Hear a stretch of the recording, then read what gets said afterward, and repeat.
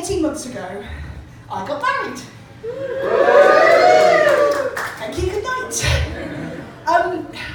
18 months is quite a long time ago, I realise, but I've got to milk it for all it's worth because it was really fucking expensive. And it's either this or I have to sell a kidney. Not one of mine. That's why you get married, isn't it? It's all about sharing. Now, I didn't realise that there'd be so much admin involved in getting married. As a girl, I had to do things like, well, girl up a bit. I've made an effort for you tonight, but I don't usually like dressing up. But I did have to buy a dress, and I got the fear about it, because I thought I was going to end up waddling down the aisle looking a little bit like a fancy dessert, maybe a meringue or something like that, and it's not good. But I did get a dress. It was a bit of a compromise dress, but I was quite pleased with it. It's got skulls on it, but I think that's okay for a wedding. My mum, not so sure. The other thing that I had to do was sort out underwear. Now, I'd already got ironclad scaffolding for the girls. I call them the girls. They're actually called Chaz and Dave. I'll let you work out which one's which. What I needed to do was sort out pants. Now, my husband and I have been together for quite a long time by this point, so sorry Mum, it wasn't going to be a big sexy reveal on the wedding night.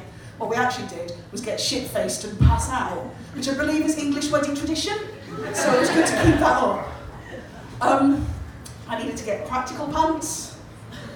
I'll let you into a little secret. I'm a bit of a fat bird. I know I hide it really well. So the practical pants that I needed were kind of cycling short type things, so that I could prevent something that is gloriously known as chub rub. Sexy as it sounds. For the uninitiated, you beautiful thin people, you, this is when your thighs rub together with such a vigorous nature that you're in danger of starting a fire between your legs. Not that kind of fire, unfortunately. The right kind of fire. So, practical pants it was. Now, you may have already guessed, but I'm not really a grown-up. So, when I bought the pants, I didn't bother to try them on. Fuck that shit. Cue the wedding day, I'm in the hotel room, I shimmy into my sexy cycling shorts, and fuck me, but they fit. In fact, they're borderline comfortable in that they don't cut off the circulation to the lower half of my body. And then, we're at the ceremony, and it was a beautiful day. Stood at the back with my dad, he was holding my hand, and he's very proud, of his own daughter, so he's very proud, I think. And my handsome husband is standing at the front, waiting for me, and between me and him, about 100 people, all of our family and all of our friends, and all of the horrible people that they've chosen to marry.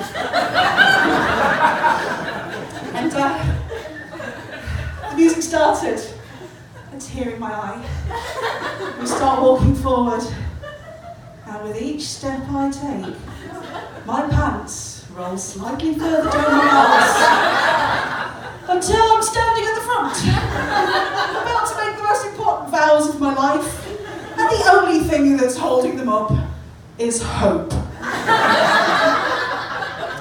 It's a bloody good job there wasn't a breeze in there that day, because one gust of wind and it would have been a full moon for all to see.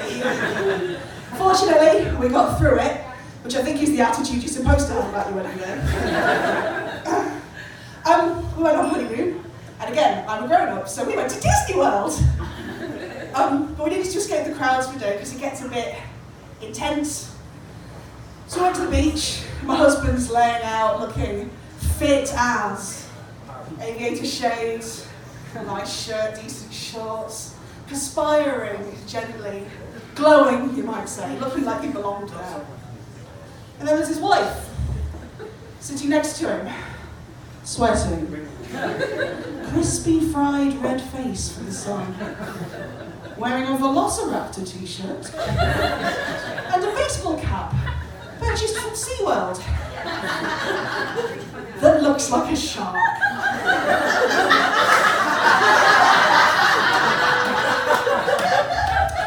And it surprises me that more people don't come up to us and say, "Oh, you're ever so good for taking her out."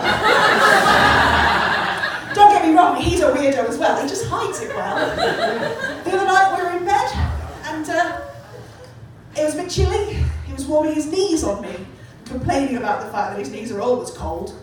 And I was, making sympathetic noises while trying to be asleep. And he said suddenly, "I have knee ennui." "I'm sorry?" "I have knee ennui." "You have knee ennui? You have sad French knees?" "No, I've got bright yellow piss. I have knee ennui." What? And it's the kind of handbrake turn that you only get when you're watching the One Show, and they go from something about the Holocaust to something about kittens in 2 seconds flat. I couldn't follow the thread of the conversation. I'll leave you on one thing. I'm a shit wife. I'm lazy. I do fuck all around the house. I'm trying to pass it off as feminism, but he's getting wise to it. So, yeah. There is one thing, though, that I'm really good at. No, not that. Well, yeah, that. So there's 2 things. The other thing is, I am a prolific farter. My farts are loud, they are proud, they are sophisticated, and they are talented farts. Because my farts do impressions. I realise this is very sophisticated material. Yeah, my farts do impressions. Here is a genuine list of things that my husband has mistaken my farts for. Ducks quacking, a book falling from a high shelf, the cat flap, applause on television,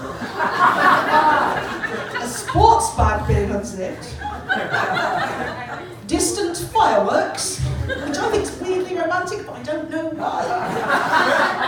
And finally, very specifically, bubble wrap being run over by an office chair. So, ladies and gentlemen, I leave it to you to work out which of us is the worst to be married to, but be very grateful that none of you have to do that. You have been lovely, I've been Emma, thank you very much.